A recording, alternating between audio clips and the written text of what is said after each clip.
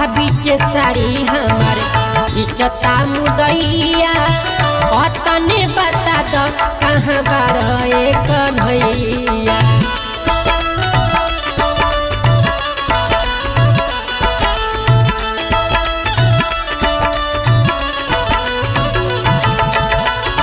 भाभी के साड़ी हमारे इज्जता मुदैया तने बता दो कहाँ बारे कन्हैया।